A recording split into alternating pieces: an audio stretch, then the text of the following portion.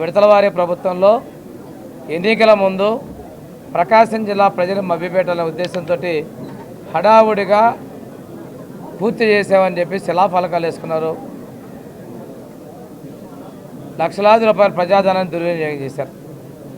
ఈరోజు అధికారులు చెప్పారు చాలా పనులు పెండింగ్లో ఉన్నాయి, ప్రాజెక్టు పూర్తి కావడానికి సమయం పడుతుంది, ఇంకా గ్రాంట్స్ కావాలి, నిర్వాసితులను ఖాళీ చేయించాలి, లైనింగ్ పూర్తి చేయించాలి. ఈరోజైతే నీళ్లు తీసుకొచ్చే పరిస్థితులు లేవని ఆ రోజు ఎవరైతే అధికారులు ఒత్తిడితో ఏర్పాట్లు చేశారో వాళ్ళు చెప్పారంటే ఈ ప్రభుత్వం ఎంత డొల్లతనంగా జగన్మోహన్ రెడ్డి ప్రభుత్వం పనిచేసిందో ప్రకాశం జిల్లా ప్రజలకి రాష్ట్ర ప్రజలు కూడా మీరు తెలియజేస్తున్న అవసరం మీకు ఉంది. ఇంకో విషయం ఏంటంటే గుళ్ళకమ్మ గేట్లు కొట్టకపోయిన డేట్లు 2020 నుంచి ఒక గేట్లు కొట్టకపోవడం, పూర్తి చేయకపోవడం, ఈరోజు కూడా ఇంకా పూర్తి కాల. దానికి కూడా ఈ నెలాఖరులో పూర్తి చేస్తూ ఉన్నారు. బడ్జెట్ కేటాయింపులు లేవని చెప్తా ఉన్నారు. త్వరగా పూర్తి చేయాలని చెప్పేసి మేమైతే ఆదేశం జరిగింది. అంటే జగన్మోహన్ రెడ్డి ప్రభుత్వానికి రైతుల పట్ల ప్రజల పట్ల ఉన్న నిర్లక్ష్యాన్ని తెలియజేస్తుంది. నేను అధికారులు ఒకటే చెప్తున్నాను, అటువంటి మొత్తం ఇద్దరి నుంచి వదలండి. చాలామంది అధికారులు ఇంకా తాత్సారంగా ఉంటున్నారు. యాక్టివ్గా కావాల్సిన అవసరం ఉంది, బాధ్యత ఉంది. శరవేగంగా ప్రజలకు సేవ చేయాలి.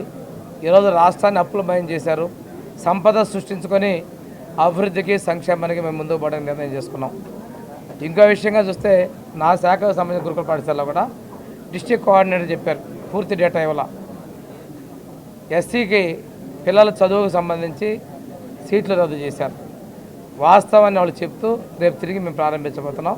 అసలు డేటా మొత్తం రాష్ట్ర స్థాయిలోనే దాచేశారు. పిల్లల్ని 1800 మంది పిల్లల్ని సంవత్సరానికి విద్యుత్ దూరం చేసి వాటి వివరాలను కూడా దాచేశారు.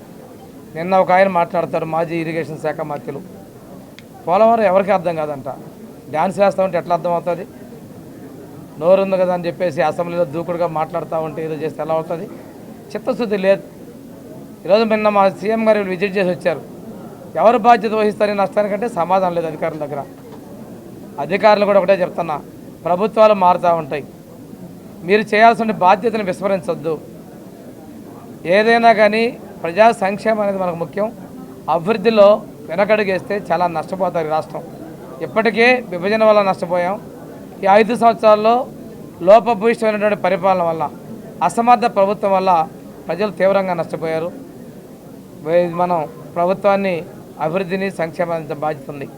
మా ముఖ్యమంత్రి గారు పరిపాలన బాధ్యతలు తీసుకున్న వెంటనే 5 సంతకాలు పెట్టారు. ఒకటి, నిరుద్యోగులకి ఉద్యోగ అవకాశాలు డిఎస్సి మీద సంతకం పెట్టడం జరిగింది.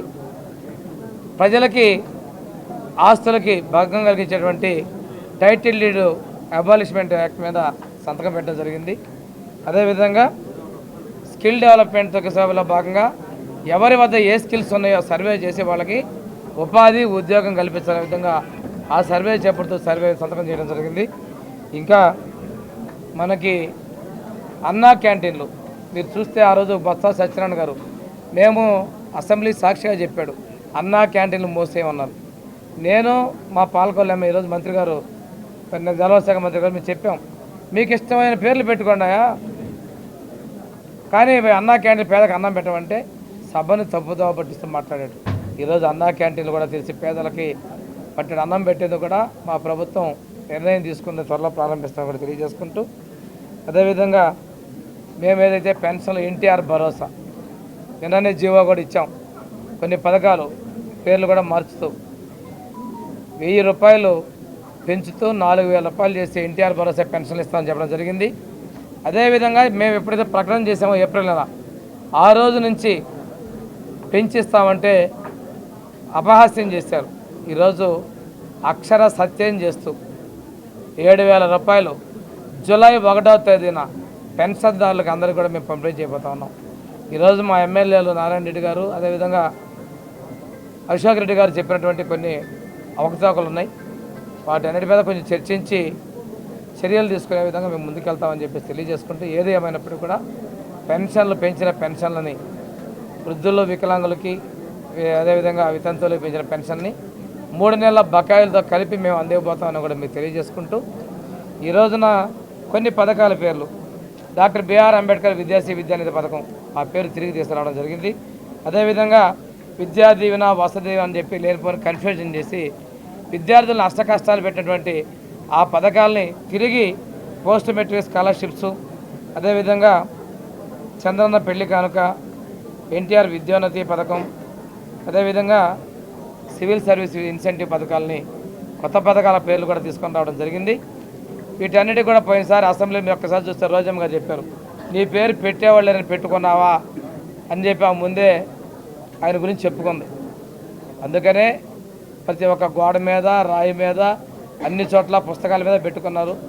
కానీ ప్రజల గుండెల్లో మాత్రం లేరు. పనిచేసే వాళ్ళకి ప్రజలు సమర్థిస్తామని తెలియజేసుకుంటూ ఈరోజు జిల్లా సంబంధించిన విషయాల్లో విద్యాశాఖ వాళ్ళ తరఫున, అదేవిధంగా వైద్య ఆరోగ్య విషయంలో డెంగ్యూ అటువంటి అంటువ్యాధులు, మనకి సీజనల్ వ్యాధులు వచ్చేటువంటి వాటి ఉన్నాయి. వాటన్నిటి కూడా నివారణ చేయాల్సిన అవసరం ఉంది.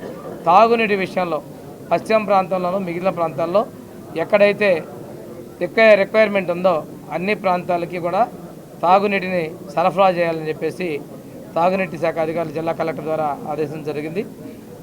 దాంతోపాటు బోగస్ బిల్లులు చేసుకున్నటువంటి సమగ్ర విచారణ చేసి వాటన్నింటినీ కూడా రికవరీ చేయాలని కూడా మేము సమావేశంలో ఆదేశించడం జరిగింది. ఇదే విధంగా మనకి సిపిడబ్ల్యూ జల్ జీవన్ మిషన్లో కూడా కొన్ని పొరపాట్లు జరిగినట్టుగా మేము అధికారుల దృష్టికి తీసుకొచ్చాం. వాటి మీద కూడా విచారణ జరిపి బాధ్యత మీద చర్యలు తీసుకొని చెప్పి తెలియజేస్తూ ఉన్నాం. అంతేకాకుండా మనం మా శాఖకు సంబంధించిన కూడా సమగ్ర సమీక్షతో పాటు మిగిలిన శాఖలు కూడా త్వరలో తీసుకోబోతున్నాం తెలియజేసుకుంటూ ఈరోజు అధికారులని బాధ్యతగా పూర్తిగా రాష్ట్ర అభివృద్ధి కోసం సమన్వయంతో ముందుకు పోవాలి. ఈ రాష్ట్ర భవిష్యత్తు ఏదైతే ప్రజలు కోరుకున్న భవిష్యత్తుని ప్రజలకి చక్కగా అభివృద్ధిని సంక్షేమంతో మీ అందరూ కూడా సహకరించాలి. మేము ఉద్యోగులతో స్నేహభావంతో చొరవతో పనిచేసుకొని ముందుకు పోవాలన్న విషయాన్ని కూడా ఉద్యోగులు గమనించాలని కోరుకుంటూ నేను సెలవు తీసుకున్నాం.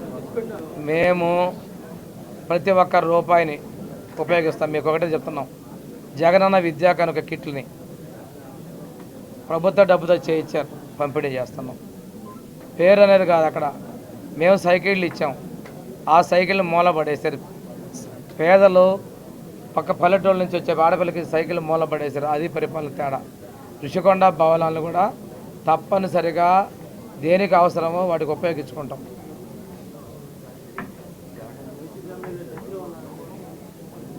నాతో టచ్లో లేరండి, మీడియా ద్వారా తెలుసుకున్నాం.